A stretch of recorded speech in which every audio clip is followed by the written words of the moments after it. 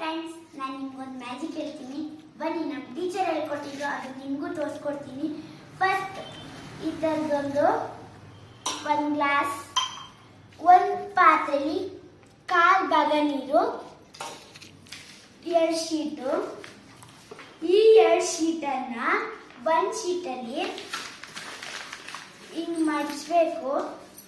ಹಿಂಗೆ ಮಡಚಾದ್ಮೇಲೆ ಈ ಶೀಟ್ ಇರುತ್ತೆ, ಈ ಶೀಟ್ ಒಳಗಡೆ ಈ ಶೀಟ್ನ ಹಿಂಗೆ ಹಾಕಿ ಹಿಂಗಿದ್ರಿ ಫ್ರೆಂಡ್ಸ್, ಚೆನ್ನಾಗಿ ಟೈಟಾಗಿ ಅಮ್ಮುಕ್ಬೇಕು.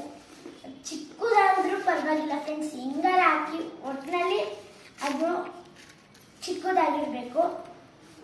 ಇಷ್ಟಾಗಿದೆ.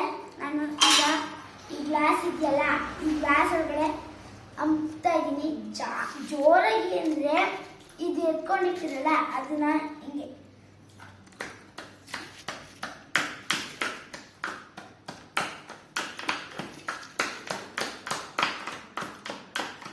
ನೋಡಿ ಫ್ರೆಂಡ್ಸ್, ಈಗ ಬೀಳ್ತಾ ಇಲ್ಲ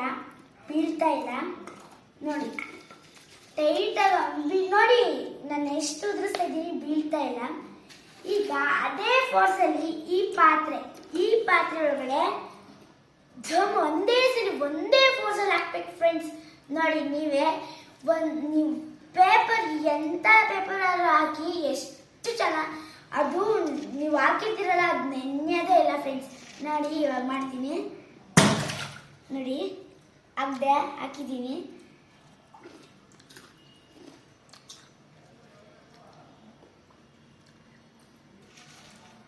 ನೋಡಿ, ಒಂಚೂರು ನೆಂದಿಲ್ಲ, ಒಂಚೂರು ಅಂದರೆ ಒಂಚೂರು.